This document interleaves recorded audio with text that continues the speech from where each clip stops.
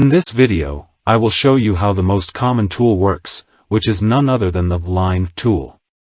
As its name indicates, the line tool is used for drawing lines. All we need to do is define the starting point of the line and the ending point of the line. You can also define the length and slope angle of the line by typing the corresponding values in the appropriate fields. Now let me give you an example so you will get a clearer idea of how the tool works. I have created a new file using the Plan View Meters template, which by default displays the top view. You can select the line command from the Draw menu if you hover the cursor over the Lines option and click on Line.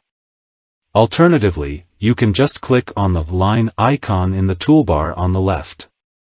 I will click on the line icon to activate the tool.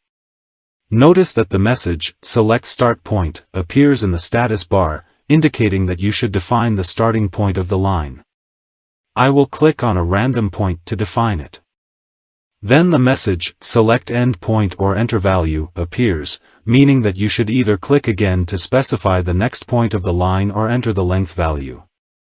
In this example, I will click again to define the second point randomly. You can continue defining as many points as you want in the same way. Since I have created some lines by defining random points, I will now create a closed profile by specifying the final point so it will coincide with the first one. Notice that a surface was created.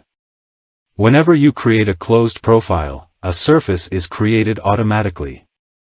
Now I will press the spacebar to deactivate the Line tool and activate the Select tool.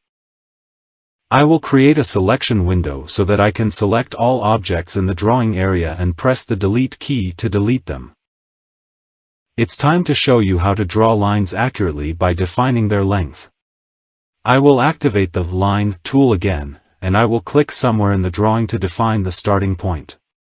At this point, I want you to notice that as I move the cursor horizontally, a red guideline appears, which means that I am moving the cursor parallel to the x-axis. Similarly, if you move vertically, the green guideline will appear. While I move the cursor horizontally, I want you to look at the lower right corner of the status bar. There you can find the length field, whose value constantly changes as I move the cursor. To set a specific value, you just need to type it. So, I will type the value 35 and press Enter. A line of 35 meters in length has been created. I will create a vertical line 25 meters long. To do this, I will move the cursor vertically, and once the line turns green, I will type 25 and press Enter.